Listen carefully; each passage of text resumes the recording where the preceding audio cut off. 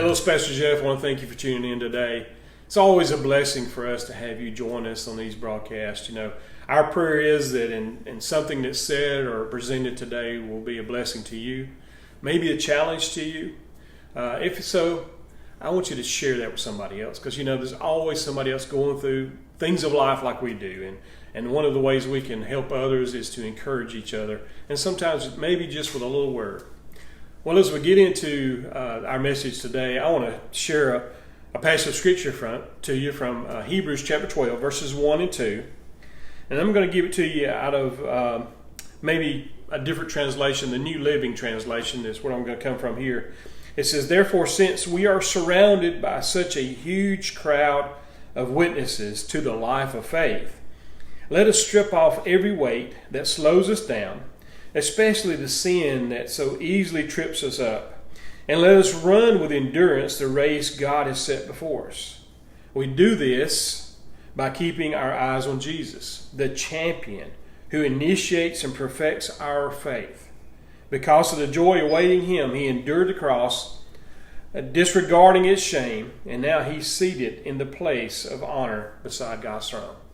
I love the way it says this. You know, here it tells us that in our life today as believers, that there's a need to walk or run the race that's set before us, the course that God's got for us. It's telling us here that, you know, we need to lay aside some things. It tells us here that we need to deal with the sin issues in our life and to keep our eyes on Jesus. You know, as I think about this, you know, this is coming out of what's regarded as the Hall of Fame of faith, if you will, because it's talking about, if you read the whole chapter 12 there, it's talking about the contemporaries that came before us that not only believed in God and His Word, but lived it in their life, and the struggles, the trials, the temptations they had as well. Well, all those has gone before us. They're all around us trying to encourage us. That's that huge cloud of witnesses today. It's almost like we're in a big football stadium somewhere, and we're on the field in the middle of the battle, but they're all around cheering for us. They're trying to encourage us to keep going forward. And here the Word is telling us that we're to do that. We're to keep our eyes on Jesus, on the goal line, on the finish spot, and we're to go forward with what He's given us to do. Well, as I was thinking about this the other day, I was reminded about a story I read about some fish, salmon actually, that are in Alaska area, and the interesting thing of what they go through every year. You know, salmon, we've probably all heard about them going upriver to spawn. You know, and it's part of their DNA. It's part of the way God created them, was to go back to the place where they began and began to produce more. Well, as I was reading the story, it was talking about the Yukon River that runs through Alaska and dumps into the Bering Sea. Well, the salmon will come out of that Bering Sea and swim upriver on this Yukon River for 2,000 miles back to the headwaters. 2,000 miles these salmon will swim upstream against the currents. They will have to jump little waterfalls along the way. They'll have to avoid the fishermen that are out there. They'll have to try to get past the bears that want to eat them. All these struggles, and most of the time they're making this journey without really eating anything on this journey, because they're using all they can just to get to this place. And they don't want to be slow about it, but there's certain times of year you can just see, the river just be full of these salmon going upstream. Now, there's a portion of it that won't ever make it. They'll die along the way, and they won't be able to get there. But it's been recorded by researchers where they've tagged some that they've literally seen those salmon swim that 2,000 miles all the way to the headwaters. And inside of them, God created them with this belief, if you will, with this faith, if you will, with this desire to get back to the place where they began. I thought about this in regards to us. Isn't that the way God's made us too?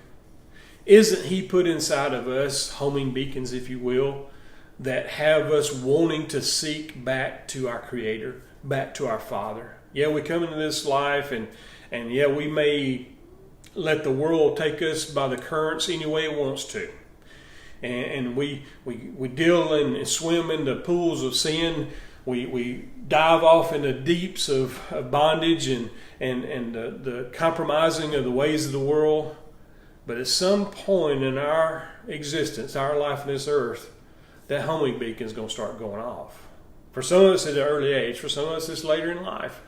But I tell you, God never forgets us because He created us. He formed and fashioned us in the womb. And He wants us in that relationship with Him.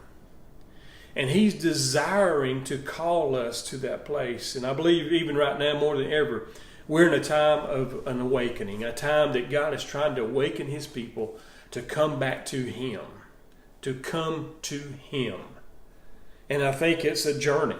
I think Hebrews here says, we got to cast aside those things that attach to us and the sin, that we can run this race with endurance, with perseverance, because it is a struggle to go upstream. It is a struggle to go against the current, the ways that other people will say, no, just do what everybody else is doing. No, we can't.